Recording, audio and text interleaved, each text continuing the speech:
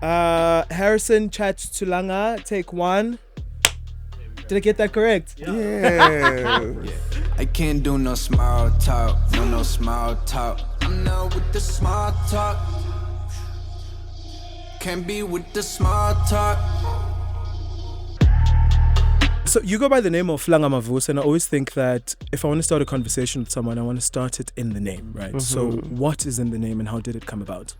So, Langa Mavuso is my parents' surnames. Langa's my dad's surname. Mavuso's my mother's surname. I just think growing up and wanting to kind of have a sense of identity, because I grew up not so much with my father's family. Yeah. Being a young African man, I wanted some sort of alignment or sense of belonging to his side of the family. And that came through when I started making music, because I was never going to change my surname, because traditionally I can't change my surname. He didn't marry my mother when they had me, and my mother's family doesn't do the lobolaring of the child, and so I belong to them. Really? Yeah. Well, they don't. They don't. Why? What's that about? I don't know. Is it like is your mother Tswana? No, my mom's Swati. Oh, and then your dad is? Zulu. So I wanted to acknowledge my dad, and I thought that was the best way that I could acknowledge him, by using his name. And so whenever someone says my name, they acknowledge both parts of who I am and where I come from. And so it's almost like praising all parts of who you are. You know what I mean? Yeah. So that's why. And you've got you speaking about parts of you are pretty much scattered. You've got a bit of KZN in you, you've got a bit of Cape Town, you've got a bit of the Eastern Cape and Joburg. Very Joburg. Yes, yeah, definitely. Really? Quintessentially. You think so? Yeah, you're like a Joburg boy through and through. You think so? But we pick up the KZN parts. When I'm with people that I'm like comfortable with. And then there's a bit of like fanciness in you in terms of Cape Town. Really? Yes. You like things, don't you? I work hard. And so I enjoy a good life. I think that's all it is. Cool. But Cape Town was school. Like if we like go back to Cape Town. Yeah. I was at UCT. And I was studying jazz there. And so I was a student, but I won't say like I kind of lived like a full-on student life. Maybe like the partying part was really like studenty. But my friends and I did kind of like nice things. The nice thing as was that I started working in varsity. Got it. What did you do? What was your first job? I was a singer. Really? Yeah. And then it was in Cape Town where you first prepared your first EP, correct? Yes. So I started writing it and recording it when I was in Cape Town. Like I was saying to you, I was in a band in Cape Town when I was working. So my mom calls me. She goes, "Yeah, this allowance, I know you want more. We can't give you more. So you're going to have to figure it out. Go get a waitering job." I said, "Me?" No. Like, actually, I can almost imagine you as a waiter. You know what I mean? I could not. That would be so cute. My friend Zoe. Yeah. Zoe says to me, "Hey, Manana can't come to this gig. Do you mind covering for him? Because they always had corporate gigs." Yes. And so I said, "Sure." So then I did rehearsals with the band, and then we did the gig, and then we did another gig, and then we did another gig. And then eventually they were like, "Don't you just want to be part of the band?" And you were like... And it was like, yeah, cool. So it was the three of us, and that's where the extra money came from. Got it. But also during my VAC... Well, we have to take it back to high school. The first time I got into a studio, can we take it back to primary school? Primary school is where I just started singing out of nowhere. So I met a girl named Mkhize, right? She's married to Shota now. Okay. We used to live in the same complex, and we were like playing pop stars. You know, like when you're kids, you play like different television shows after school. Yes. Like maybe you'll play hide and seek one day. Maybe the next day you guys want to play Taina.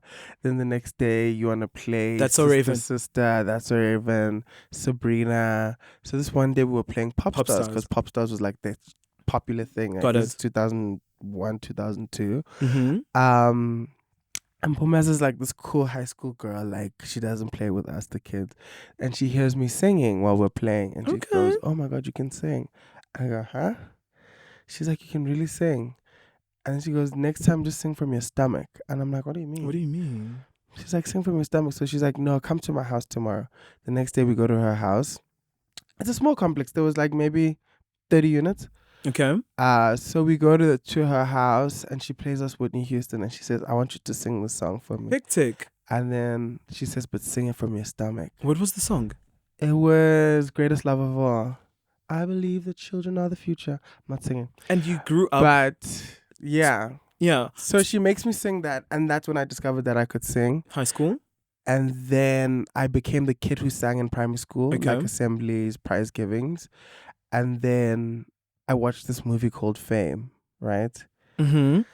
And they were in the school where they sing and dance and act and It's just about High School Musical. have fun. Yeah, before High School Musical. Okay. You know what I mean? High School Musical came in 2006. I watched Fame in 2004. Got it. So I was like, I love the idea of the school. Then I watched Backstage and I was like, Backstage is the same vibe. Yes. You know what I mean? Yes. And then High School Musical came about. But it wasn't really an art school per se. You know what I mean? They were just singing and dancing in school. But Backstage and Fame, they were actually at art school because Fame starts with the kids auditioning to go into the school. to the School of the Arts in New York. And Backstage was kind of the school set in Cape Town at first, and then it moved to Johannesburg. And Got they're it. in an arts art school. university.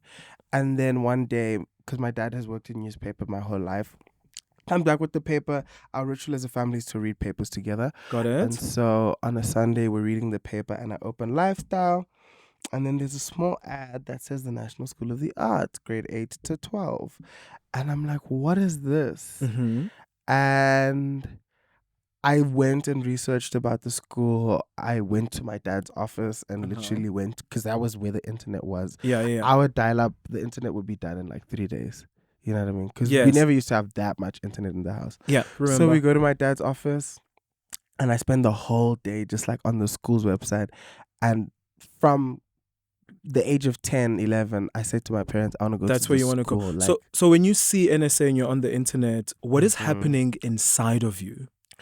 I wanted to be a singer. As soon as I discovered my voice and as soon as I started performing, I knew that that's the only thing that I wanted to do. Yeah.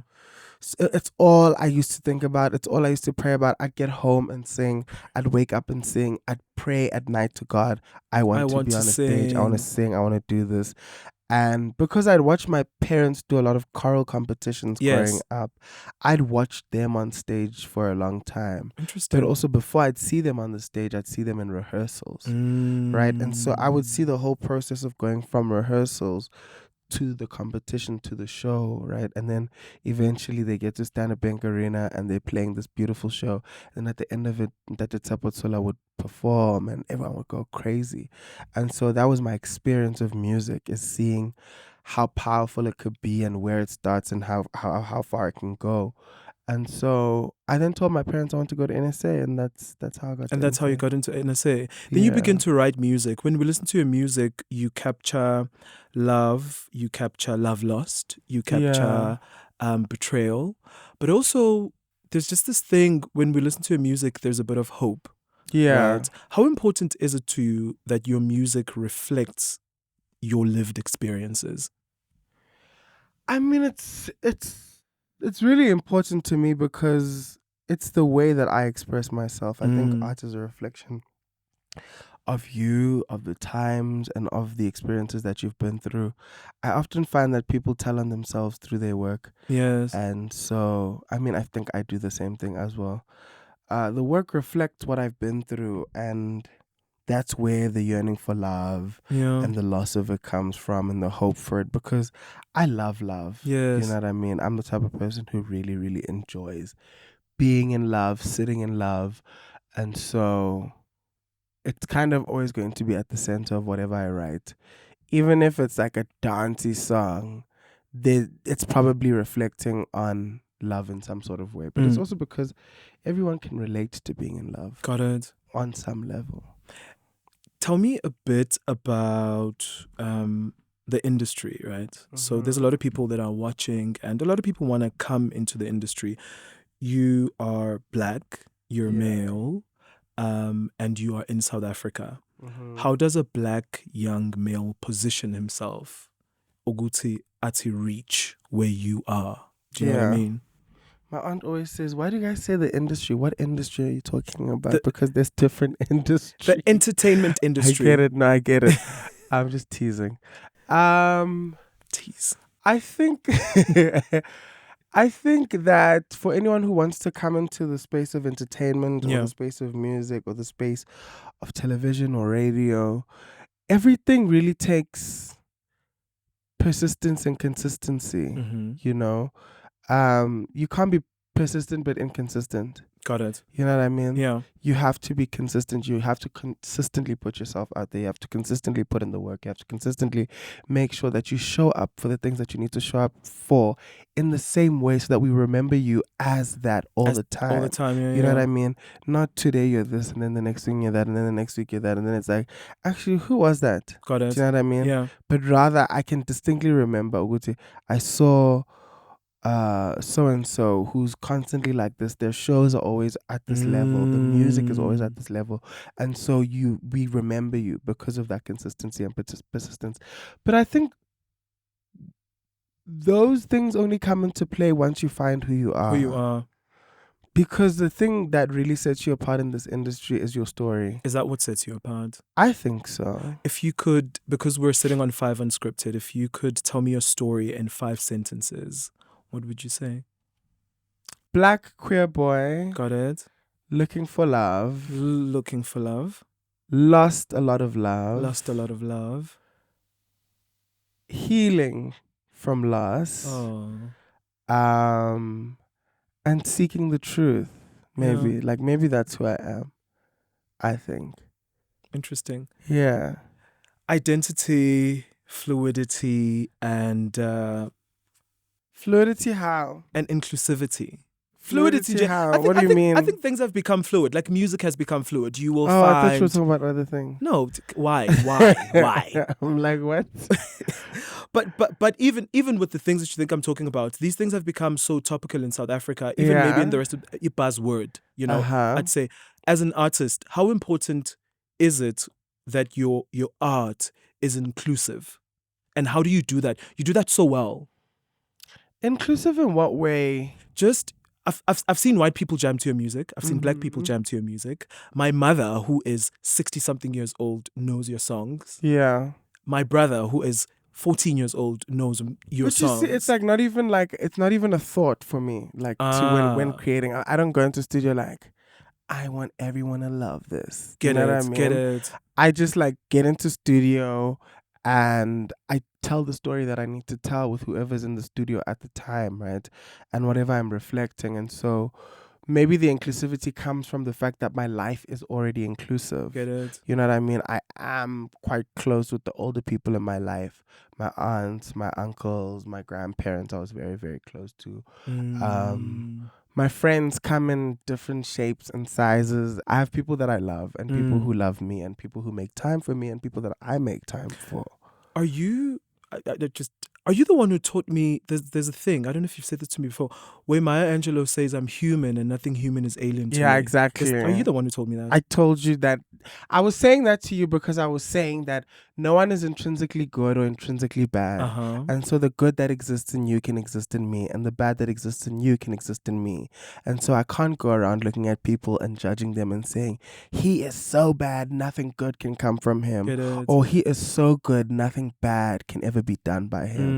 And that was kind of the lesson that I learned from that statement that Maya Angelou made, is that if we're human, then nothing is alien to us. Do you know what I mean? I get that. And so the human experience is one where whichever part of us that we pour into the most is going to be the one that is most dominant and is strongest. Do you know what I mean? And so, yeah.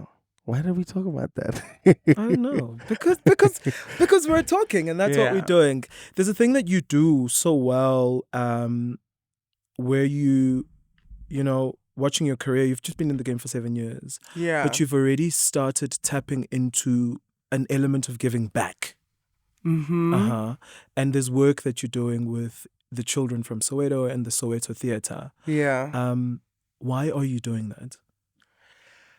You know, I think so much of what we do is about taking. People come in multitudes and they pay their money and they give their hearts and they give of their time and they give of their energy and they drive for miles on miles. We're in South Africa, kilometers and kilometers. That is And so, sorry, you watch American television, you start to speak to like them. no, But let me get back to my point. got it.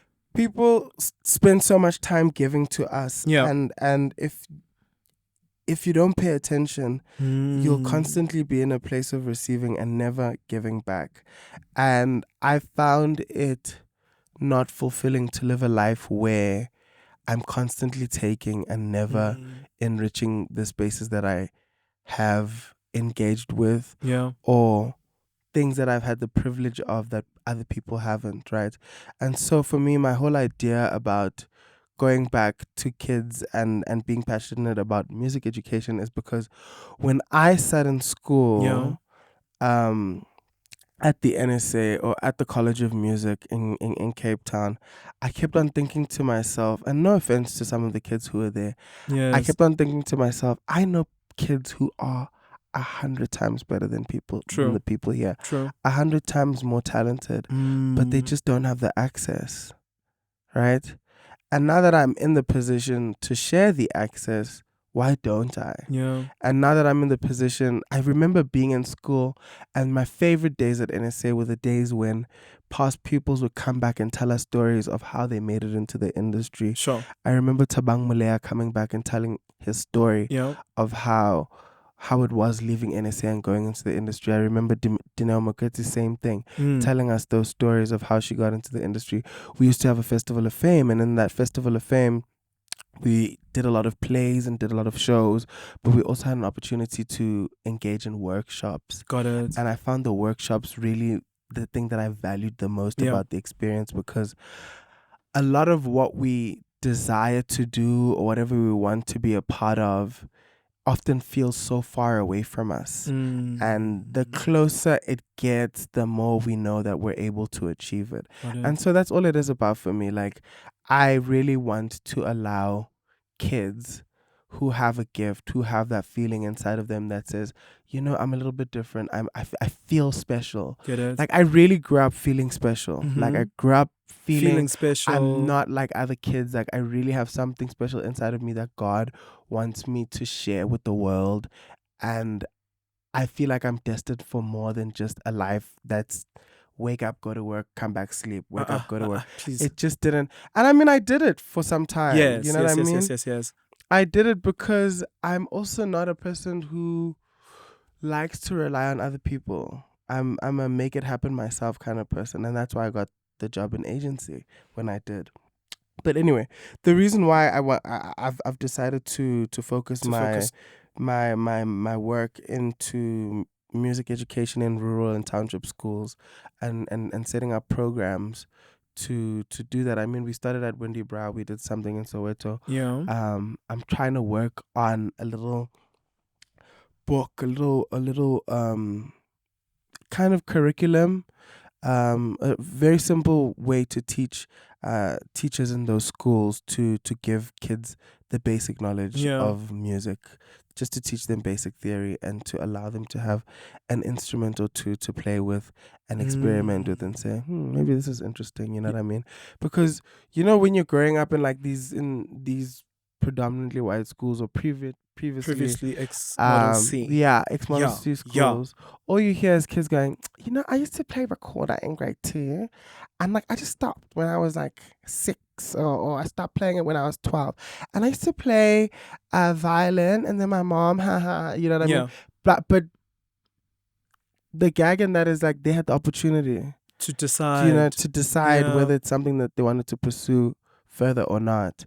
And some kids don't. And that's all it is for me. It's bridging that gap to say, okay, if you do have a talent, like, here's the opportunity to play with it. Maybe you don't want to play with it. It's fine. But if you do and you excel at it, then we know you and we have the opportunity to say, maybe let's find you a scholarship at Drakensberg Boys. Sure. Or maybe let's try find you a scholarship at the National School of the Arts or Pro Arte or whatever school there is that can support you in that kind of way.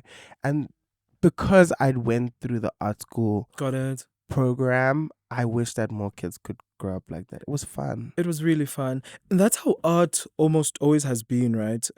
You look at people like Abu Mire Makeba, art has Yeah. always been used as some sort of activism, Yeah. I think you turn your art into some sort of activism to say you want to emancipate Yeah. the underprivileged people. And I mean, I that's don't really think dope. it's that deep for me. No, it is. No, I think because when you walk in your purpose, when you feel like you're just waking up and I don't know. you're just being a lion, and a lion will just do what lions do. Yeah. But for the people who are watching, you are using such a simple thing to address such deep issues, and that is something to think about. I guess so. Yeah. I don't think of it like that, but okay. I want to break this a little. You're a vocalist. Yes, I'm not singing. No, you're not going to sing. Don't worry. You're not going to sing entirely. Just a little bit, right? Okay, cool. I'm going to give you a word. And what you'll do is you will sing a song that has lyrics that have that word. Okay. Does that make sense? Yeah. And I'll give you 10 seconds. In fact, I'll give you 10 seconds. Let me just... Sana, if you think Oh my Lord. I am joking with you, you've got another thing coming your way. Okay, cool. I'll give you 10 seconds. How many words? I'll give you 5 words. Okay, cool. But it'll be 10 seconds for each word. Okay. Yeah, I get it. Okay. Just. Just. Yeah. Is that the word? Yes, the word is just. Just. It doesn't have to be in the title, just in the song. No, just in the song. Oh, I just want to feel good. Okay, stop. Next one is love. Love. Really? So many people use your name in vain. My desk. Sorry. I'll say this one. Yeah. Crazy, but not crazy in love. You can't make me choose. Okay, crazy. I remember when I lost my mind. Oh, should I get to the part where it says crazy? Yeah. Does that make me crazy? Does that make me crazy? Money. Money. I got money. I don't think you know it. Ooh, money. It's by a girl named Licky. Do you know her? Lihu. Licky, something like that. You know her, right? Yeah. Okay. Licky, yeah. Freedom. I hope it's not. Does that song say freedom? I've been walking with my face turned to the ground. No, it doesn't say freedom. Sorry, you failed that one. Young. Oh, we young and wild and free. Last one is self. I don't think that. Oh, come on. Me, myself, and I never know the lyrics of things. My friends hate me for this. Yeah. Because I always make up my own lyrics. And I've decided that I'm fine with not knowing the right lyrics. Yeah. I think it makes me more creative. I think it does too. Because then you 'cause get to I reinvent the make song new words in when you're on stage. right. But if you No, ever I remember my songs though. Really? Yeah, How do you, because you've performed them so many times? because I wrote them, Mm. and it took a while to write them sometimes. No, I don't think that's the reason why I remember them. I remember them because they mean something to me. Got it. You've got precious things in you, and there are like soft parts of who you are. Yeah. How do you decide who to share those parts with? Being Langa Mavuso, because there's Langa Mavuso and then there's Nati. So how do you protect the soft parts of who you are?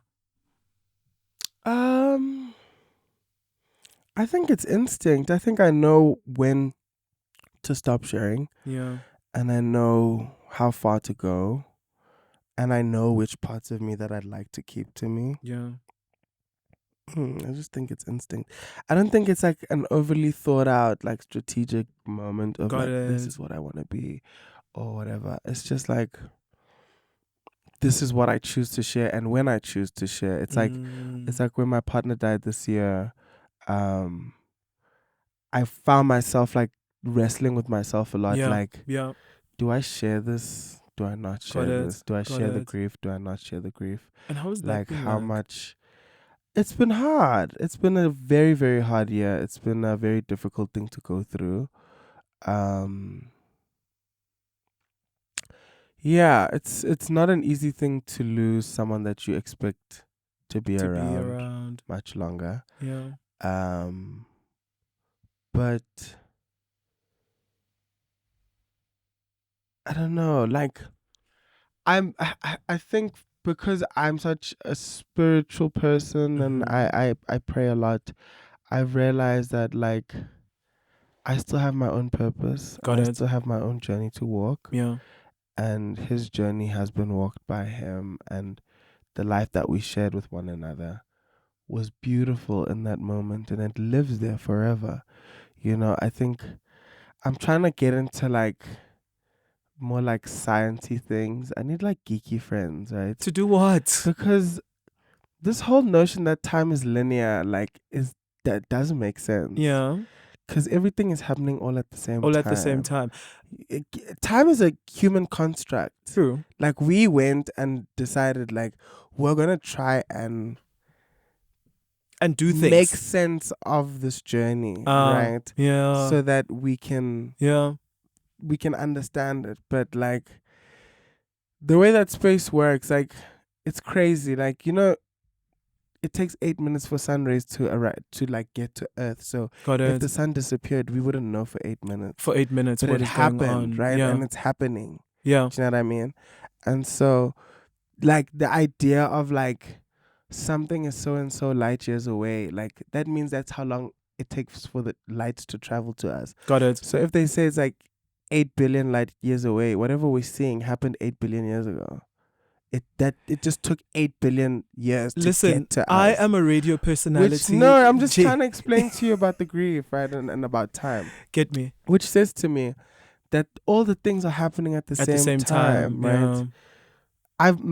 My birth and my death has happened, and so I'm in my journey, and his journey has come to an end. And so it's painful. It's very painful. Yeah. I try to make sense of it every single day. True. But it is what it is. There's a tweet that you put up, particularly about grief. Yeah.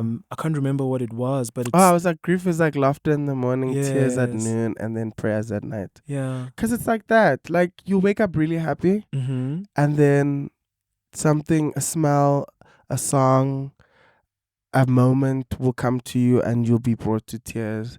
And then maybe it will continue into the night and you'll want to pray. Yeah. Or maybe you'll move past it and you'll be able to still have a good day. So it comes in waves.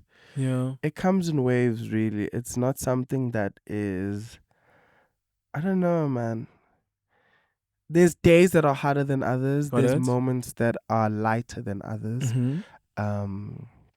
But it is what it is. And it is what it is. I think you're such a love person, so I cannot not dive into the love rabbit hole. Yeah. What does it feel like? What does love feel like to you? Maybe in a way that a 1-year-old would understand. Oh, love feels like a blanket. Get it? It's like, it really feels like that. But if I wasn't explaining it to a 1-year-old, love feels like home. And it feels like home because it feels familiar. Get it? It feels safe, right? Because home isn't really the structure. Yes. It's anything that is familiar to you. Got it. So anything that you repeatedly go to and experience and feel safe within, you would call home. Somebody said love feels like, you know, you have like a tall window and the sun shines and there's a carpet. So and you lay on it the whole day. And you just lay on it the whole day. Yeah. That's delicious. What it feels like. Also, love feels like rain. Yes. I love the rain so much. Really? Oh my Lord, I love the rain. Yeah, you have an entire song. I mean, most of my songs talk about the rain. Yeah. Even the ones that are not called rain. Rain. Is that it? Is rain like your element? Is like what's the significance? I think the weather is like my the way that I kind of figure out where I'm at. I remember I was dating someone in high school. Oh yes. And he'd say to me, he would come to me and he'd be like, "You had a beautiful day today," and I'd be like, "Why?" And he'd be like, "Because the sun was shining on you. I could see because it was shining on you the entire day." Oh. I was like, "Okay." And then on on a day when it was a little bit confusing, he'd be like, "How was your day today? I feel like you went, you know." And I was like, "Why?" And he'd be like, "Because the clouds, they told me." I was like, "That's crazy," because I really did have a bad day. And on the day that he died, it was gloomy as hell. And Tell I me was about like, that day. wow, how do you play me like that? Do you know what I mean? Yeah. Hard. You know, it's hard. It was just hard. There's nothing worse than someone calling you, getting the call or a message to say to you, someone that you love is gone. Yeah. Do you know what I mean? Especially someone that you think you're going to spend your life with. Yeah. It's hard the first time, and then for it to happen a second time is even worse. And so, like, I think when I got the call the second time, I think I was on the phone with my friend Mto, Yeah. who's here with us. And it was just treacherous. But you know what? Here's the thing, like, death is a guarantee. Yeah. The fact that you're living means you're going to die. The fact that I'm living means I'm living. Yes, so live. Live. You've lost so much, but you still have so much to give. I want to wrap it up with on the spot, right? You've lost so much, and you still got so much to give, but I think you're open. Yeah. Give me a beautiful poem that expresses to yourself, to the people who are listening, your openness. I don't know if I have a poem for that. You know what I mean? I don't know if I have the words yet. I don't know if I have the words yet. I don't know if I've arrived at that place. Get it? I do know that God is still God and God is still good. And my heart is still beating. Yeah. There's still air in my lungs. And as long as I'm still able to do those things, then I owe it to myself and I owe it to God to make sure that my voice brings healing. And that healing needs to start within myself, then go into the music, and then it heals other people. Do you know what I mean? Yeah. And so I grew up obviously with a very religious family. My parents go to church a lot. And so I was always raised with the notion of when God blesses you, the blessing has to be a blessing unto others. Otherwise, it's futile. It's futile. You know what I mean? And so I know that there's still gifts inside of me. There's still purpose inside of me. There's still a walk to be walked that exists within my storybook, my life book. And it requires me to be present, and it requires me to go out into the world and have a zest for life and still find some way to be excited about things. And I am excited about things because there's some beautiful things happening in my life right now. Yes. And so, yeah, it's life. That's the poetry. It's now not. That it's not is the really. poetry. I haven't asked you your age on purpose because 5FM is a youth radio station. And when we speak... I'm youth. Right? Yeah. Right? How old are you? I literally need this to be captured so that young people can know and so that the world can get to see how much we're carrying as young people, but also how well we're carrying it. Yeah. Do you know what I mean? So how old are you for the record? So unnecessary. I am as old as South Africa's democracy because I was born in 1994. I'm 29 years old. Okay. Thank you for joining us, guys. Thank you for having me. Did you enjoy that? Yeah. Are you sure? Yeah. If you could ask me a question, what would the question be? What's the ultimate dream for you? Like, what do you want to achieve? Can I give you the rehearsed? No, give me the heart. I literally just want to be brave enough to search out all my talents and find them. And what are those talents? I want to sing. I want to do more radio, and I want to teach people. I think of I think of life as a huge classroom. You know, fundamentally, I am a teacher, and that's what I do for a living. So whether I'm on stage singing, whether I'm on radio, the whole point is to teach people. Whether it's a message, teach them a joke, teach them a way of life, a perspective. That's literally what I do. At my best, I teach and I learn. This is not about me. Before you finish, one last question. Cool. If your purpose in all mediums is to teach, what is the greatest lesson that you have to give to us? We don't know what our biggest mistakes are because we haven't gotten to the part where we are weighing what we've done and what we've not done. Everything that we do, we're just doing, and it's happening. It's going to work together. Maybe at the end, I think at the finish line, we'll get a moment where we say, "Oh, so that was my biggest mistake." So for now, let's not think of big mistakes. Let's just think of things that we do. When we get to the finish line, we'll talk about the mistakes and the victories, because what you think is a victory now could not be a victory at the finish line. But let's celebrate ourselves and let's correct ourselves when we make mistakes, but it's not the biggest mistake. What's the biggest mistake that you think you know right now? The biggest mistake that I think I know right now is to underestimate myself and to judge people. Yeah. I always think that's a mistake. Judging myself and judging others, essentially. Okay. Yeah. That's it. Oprah taught us well. This is 5FM.